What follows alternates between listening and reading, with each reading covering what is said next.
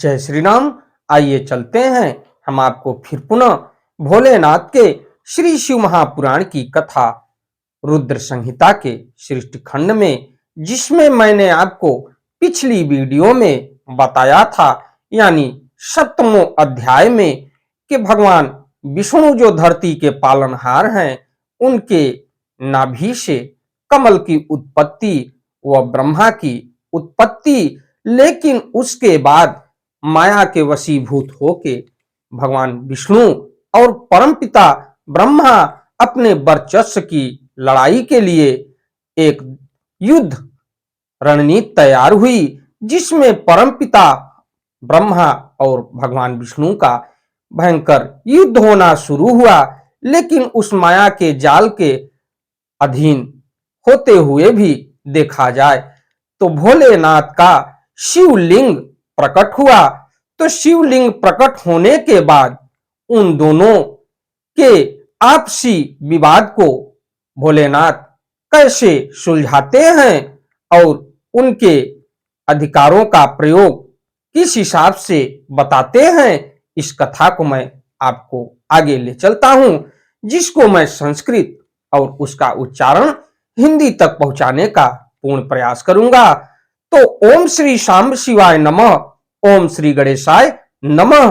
त्वमेव माता च पिता त्वमेव, त्वमेव बंधुश्च सखा त्वमेव, त्वमेव विद्या द्रविणम त्वमेव, त्वमेव सर्वम मम देव देव। इसके पश्चात विघ्नों को हरने वाले भगवान गणेश और विद्या की प्रदायिनी मां सरस्वती के श्री चरणों में शीश नवाते हुए विनम्र निवेदन करूंगा कि हमारे देश संसार में जहां भी भोलेनाथ के श्री शिव महापुराण की कथा हो रही हो, उसे संपन्न करने में अपना पूर्ण योगदान दें, क्योंकि पुराणों के हिसाब से देखा जाए तो भोलेनाथ के श्री शिव महापुराण को सबसे उत्तम पुराण माना गया है। तो इसके पश्चात हमारे ऊपर भी अपनी कृपा बनाए रखें कि मैं अपने मुखार बिंदु से भोलेनाथ के श्री शिव महापुराण की कथा रुद्र संहिता सृष्टि खंड को जो भी शिव भक्त प्रेमी हैं उनके तक पहुंचाने का पूर्ण प्रयास करूं। आपको ले चलते हैं संस्कृत में। अनौपम्य निर्देश्य मव्यक्तम विश्व संभवम तस्य ज्वाला सहस्त्रेण मोहितो भगवान हरि। तो मोहितम चाह मामत्र किमर्थम स्पर्ध सेधुना अगत्तुस्तस्तु तृतीयोत्र तिष्ठताम युद्ध मावयो। तो वह उमा देखा जाए तो उप मां रहित अनिर्देश बिना किसी के द्वारा उपस्थित अव्यक्त और विश्व सर्जक था। उस लिंग की सहस्त्र ज्वालाओं से समूहों को देखने मात्र से ही भगवान विष्णु मोहित हो उठे। जो भगवान भोलेनाथ का शिवलिंग दोनों लोगों को युद्ध करने के उपरांत प्रकट हुआ, तो उसको भगवान विष्णु देखने के बाद मोहित हो उठे। शिव की माया से मोहित मुझसे वे कहने लगे कि इस समय मुझसे तुम इतनी स्पर्धा क्यों कर रहे हो? हम दोनों के मध्य तो एक तीसरा भी आ गया है, इसलिए युद्ध रोक दिया जाए। तो कुत एवात्र संभूत परीक्षावोग्निग्न संभवम अधो गमिष्याम्य नलस्तभ्य इष्यनुपस्य च परीक्षार्थम पूजानात् तस्य वै वायुवेगतः भावोर्नूर्ध्व प्रयत्नेन गंतुर्महिषि सत्वरम।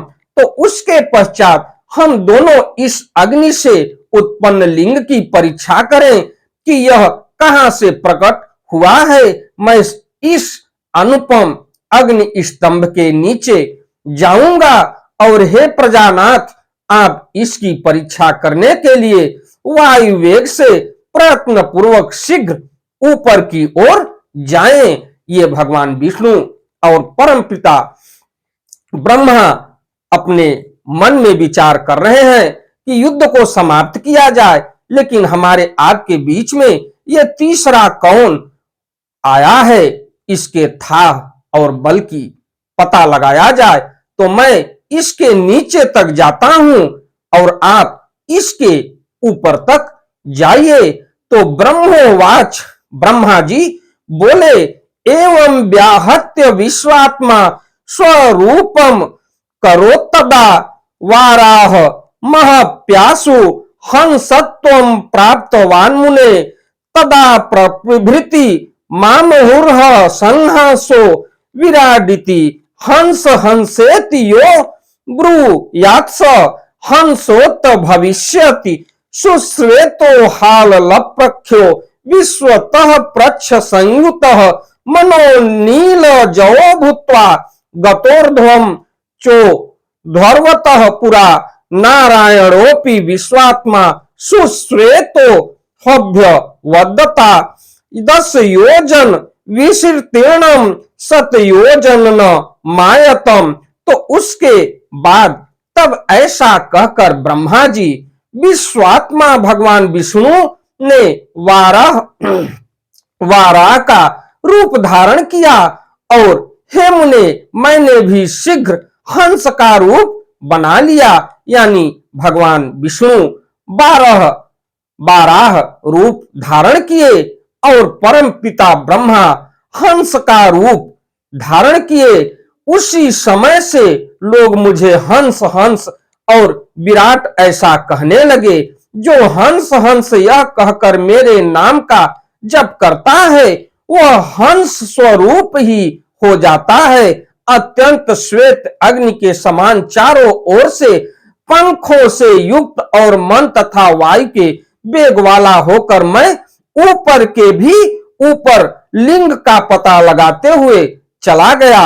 ये परमपिता ब्रह्मा के ऊपर से ऊपर तक लिंग का पता लगाने के लिए ऊपर तक चले गए। नारायणोपि विश्वात्मा सुश्रेतो हव्य वत्तदा 10 योजन न विस्तीर्णम 7 योजन मायतम मेरु पर्वत वस्वाणम गौरी गौर तीक्ष्णो ग्रह दष्टितम कालादित्य समाभासम दीर्घ घोरम महास्वनम हस्वपादम विचित्रांगम चैत्रम दृढ़ नौपमम वाराहकार मास्थाया गतवास्तधो जवात एवं वर्ष सहस्त्रम च चरण विष्णु रथोगतः तदा प्रभृति लोकेषु श्वेत वाराह संज्ञकः कल्पो बभूव देवर्षम नारायणाम कल संज्ञकः। उसके पश्चात लिंग का पता लगाते हुए भगवान ब्रह्मा ऊपर तक गए। उसी समय विश्वात्मा नारायण ने भी अत्यंत श्वेत स्वरूप धारण किया। 10 योजन चौड़े 100 योजन लंबे मेरु पर्वत के समान शरीर वाले श्वेत तथा अत्यंत तेज दाढ़ों से युक्त प्रलय कालीन सूर्य के समान कांतिमान दीर्घ नासिका से सुशोभित भयंकर घुर घुर की ध्वनि करने वाले छोटे छोटे पैरों में से युक्त विचित्र अंगों वाले विजय प्राप्त करने की इच्छा से परिपूर्ण दृढ़ तथा अनुपम वाराह का स्वरूप धारण करके वे भगवान विष्णु भी अत्यंत वेग से उसके नीचे की ओर गए। यानी देखा जाए तो भगवान विष्णु वाराह का अवतार लेके घुर घुर करते हुए और पृथ्वी तल में नीचे तक गए। इस प्रकार रूप धारण कर भगवान विष्णु 1000 वर्ष तक नीचे की ओर ही चलते रहे। उसी समय से पृथ्वी आदि लोकों में श्वेत वाराह नामक कल्प का प्रादुर्भाव हुआ। हे देवर्षि, यह मनुष्यों की काल गणना की अवधि है। तो देखा जाए तो वाराह भगवान विष्णु ने अवतार लिए तो इसकी खोज के लिए कि आखिर ये स्तंभ कहां से प्रकट हुआ, जिसका न कोई अंत है न जिसका किसी भी प्रकार का शुरुआत है। भगवान भोलेनाथ के शिवलिंग को प्रकट होने के दौरान तो 1000 देखा जाए तो इस प्रकार बारह स्वरूप धारण करके वे भगवान विष्णु भी अत्यंत वेग से उसके नीचे की ओर गए। इस प्रकार रूप धारण भगवान विष्णु 1000 वर्ष तक नीचे की ओर ही चलते रहे। एक दिन नहीं, 2 दिन नहीं, 3 दिन नहीं, सीधे 1000 वर्ष तक नीचे की ओर चलते गए। उसी समय से पृथ्वी आदि लोकों में श्वेतवाराह नामक कल्प का प्रादुर्भाव हुआ और हे देवेर से यह मनुष्यों की काल गणना की अवधि है। तो देखा जाए तो 12 रूप धारण करने का भी एक भोलेनाथ का माया था, जो भगवान विष्णु ने 12 रूप का अवतार धारण किया। बभ्राम बहुधा विष्णु प्रभो विष्णुर धोगतः नापस्य दल्प मप्यस्य मूलम लिंगस्य सूकरः तात्वकालम गत स्वेर्भ ममप्यरि सूदन सत्वरम सर्व यत्नेन तस्यांत ज्ञातु मिच्छया श्रांतो न दृष्ट्वा तस्यांत महम कालाद घोत गतः। तो इधर अत्यंत तीव्र गति से नीचे की ओर जाते हुए महातेजस्वी विष्णु बहुत प्रकार से भ्रमण करते रहे, किंतु महावाराह रूपधारी विष्णु उस ज्योतिर्लिंग के मूल का अल्प भाग भी न देख सके। तो कुल मिला के 12 अवतार लेने के बाद भी भगवान विष्णु को देखा जाए तो उसके मूल का अल्प भाग भी न देख सके। तो हे अरि सूदन, तब तक मैं भी उस ज्योतिर्लिंग के अंत का पता लगाने के लिए वेग से ऊपर की ओर जाता रहा। यत्न पूर्वक उस ज्योतिर्लिंग के अंत को जानने का इच्छुक मैं अत्यंत परिश्रम के कारण थक गया। ये ब्रह्मा जी भी अपनी बात कह रहे हैं कि ऊपर तक जाते जाते मैं भी थक गया। तो श्रांतो न दृष्ट्वा तस्यांत महम कालादद घोगतः तथैव भगवान विष्णु श्रांतः कमललोचनः सर्वदेव निभुस्तु मुत्तिथ स महावपुः समागतो मया सार्धम प्रणिपत्य भवं मुहुः मयाय मोहित संभोस्त अस्थतो संविघ्न मानसः पृष्ठतः पार्श्वरतश्चैव हग्रतः परमेश्वरः। तो प्रणिपत्य मया सार्धम इस्मारम किमिदं त्वा। तो उसके बाद देखा जाए तो शिव की माया से विमोहित विष्णु आकर मेरे साथी भगवान शिव को बार बार प्रणाम करके व्याकुल चित्त से वहां खड़े हो गए।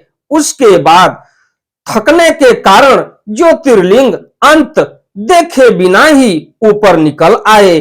पृष्ठ प्रदेश की ओर से पार्श्वों की ओर और आगे की ओर से परमेश्वर शिव को मेरे साथी प्रणाम करके विष्णु भी सोचने लगे कि यह क्या है। वह रूप तो अनिर्देश्य नाम तथा कर्म से रहित अलिंग होते हुए भी लिंगता को प्राप्त और ध्यान मार्ग से अगम्य था। तदंतर अपने मन को शांत करके मैं और विष्णु दोनों शिव को बार बार प्रणाम कर कहने लगे। तो स्वस्थम चित्तम तदा कृत्वा नमस्कार परायणो वभूतुरुव भावा वाहम हरिरपि ध्रुवम जानीयो न ही ते रूपम यासी सोसी महाप्रभो नमस्तु ते महेशान रूपम दर्शय नौत्वरम एवं सरक्षतान्या सन्नमस्कारम प्रकुर्वतो आवयोर्मु निषादुर्ल मदमास्थित योस्तता तदा।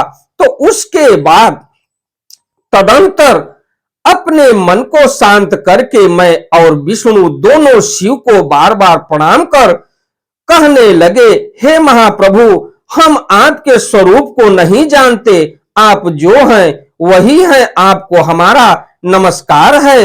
हे महेशान, आप शीघ्र ही हमें अपने स्वरूप का दर्शन कराएं। मुनि श्रेष्ठ, इस प्रकार अहंकार से अविष्ट हुए हम दोनों को वहां नमस्कार करते हुए सैकड़ों वर्ष बीत गए।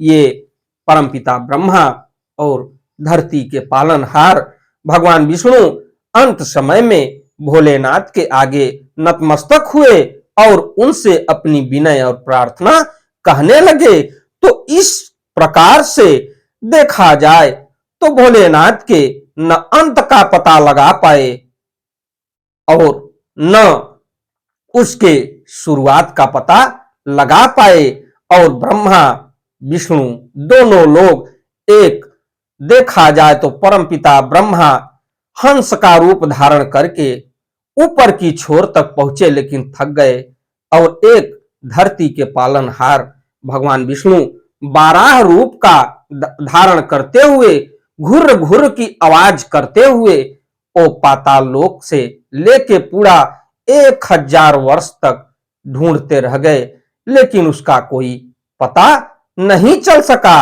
अंत में भोलेनाथ आगे इन लोगों को क्या निर्देश देते हैं, अगली वीडियो में, अगली कथा में मैं आपको बताऊंगा। इस प्रकार श्री शिव महापुराण के अंतर्गत द्वितीय रुद्र संहिता के प्रथम खंड में सृष्टि उपाख्यान का विष्णु ब्रह्मा विवाद वर्णन नामक 7वां अध्याय पूर्ण हुआ।